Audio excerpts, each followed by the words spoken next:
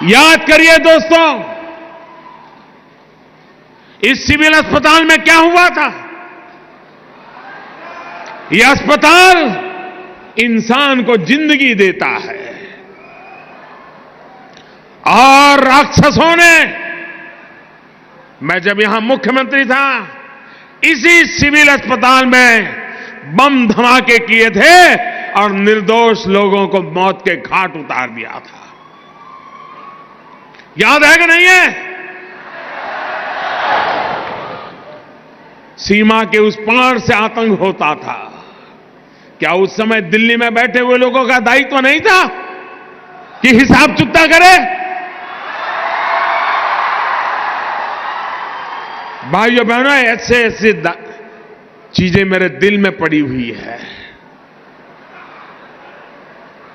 और मैंने उस दिन भी कहा था, पुलवामा के बाद मैंने पब्लिकली कहा था कि जो आग देशवासियों के दिल में है, वो आग मेरे दिल में भी है।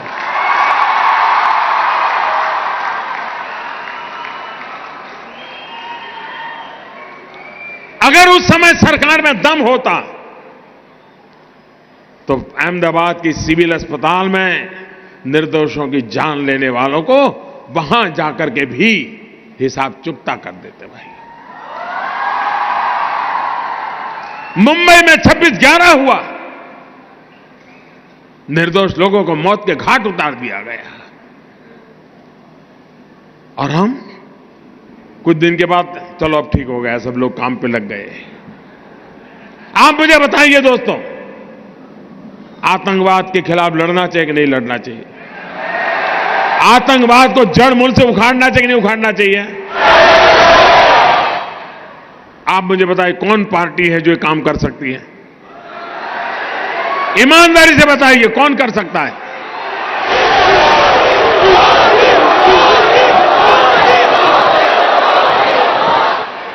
हम एक तरफ गलत करने वालों को सजा दे रहे हैं, तो वहीं ईमानदारी से काम करने वालों का सम्मान भी कर रहे हैं। और भाइयों बहनों, मैं आज अहमदाबाद की धरती पर आया हूं और सिविल अस्पताल में आया हूं, तो वो दृश्य मैं भूल नहीं सकता हूं। और इसलिए मैं आपको कहना चाहूंगा, 7वें पाताल में होंगे उनको भी मैं छोड़ने वाला नहीं हूं।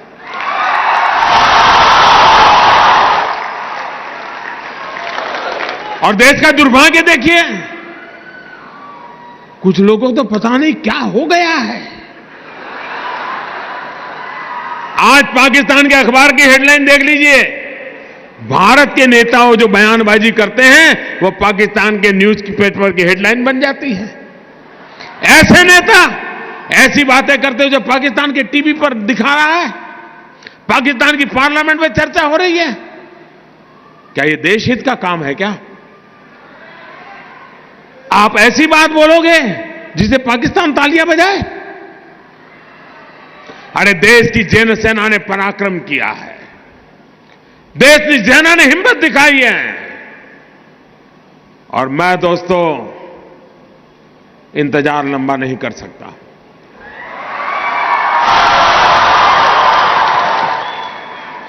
चुन चुन करके हिसाब लेना ये मेरी फितरत है।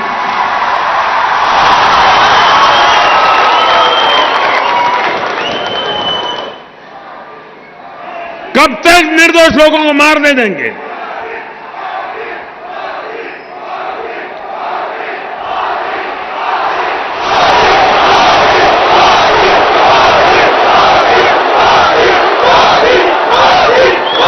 आप दोस्तों बताइए मुझे, आपको हमारे देश की सेना पर भरोसा है?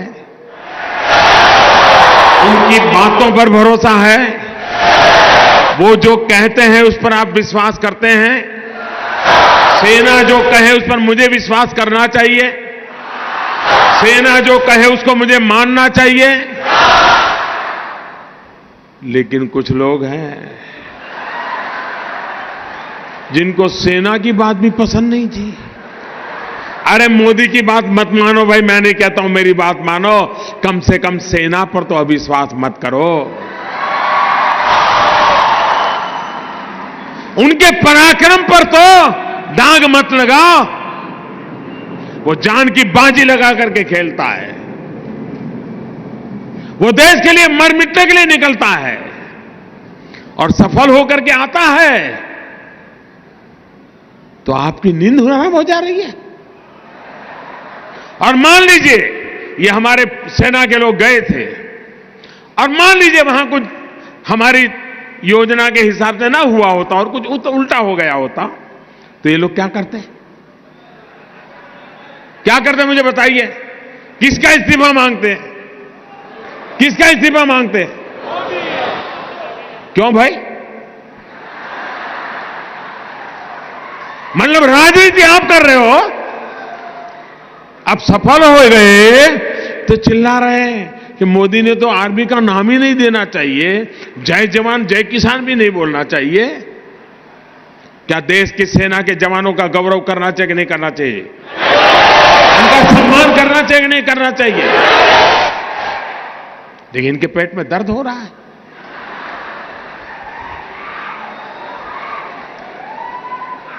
अब ये कहते हैं ये तो चुनाव वाला खेल है।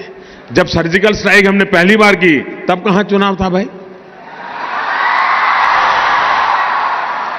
ये हमारा सिद्धांत है, हम घर में घुस के मारेंगे।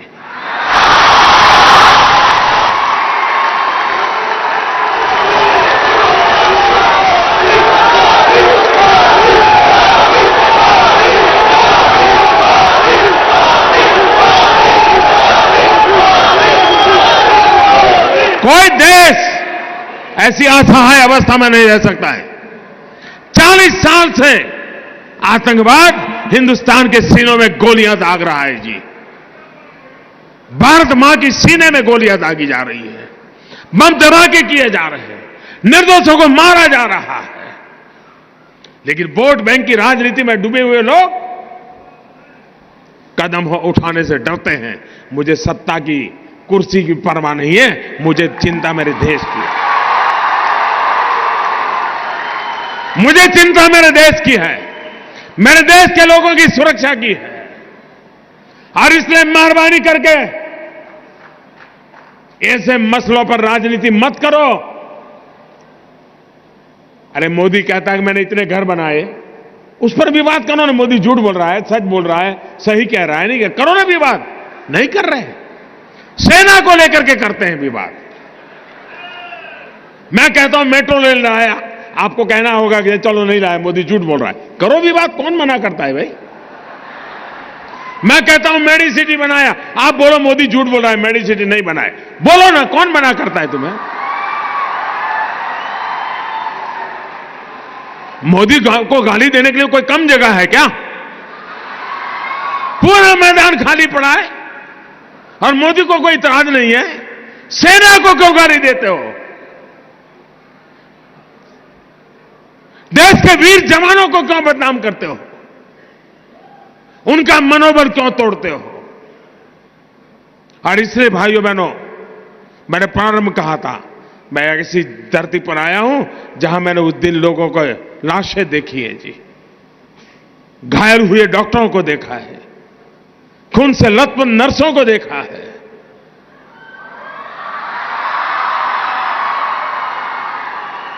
इसलिए मैंने कहा था मैं यहां आया हूं, खुल करके बोलूंगा।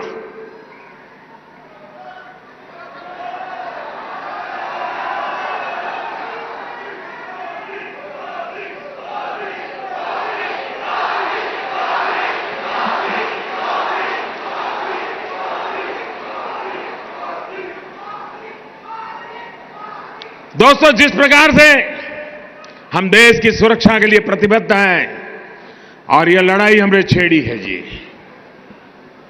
या मान के चलिए हम देश हित में जो भी आवश्यकता होगा उसको करना हमारी प्राथमिकता रहेगी। मैं देश को विश्वास दिलाना चाहता हूं।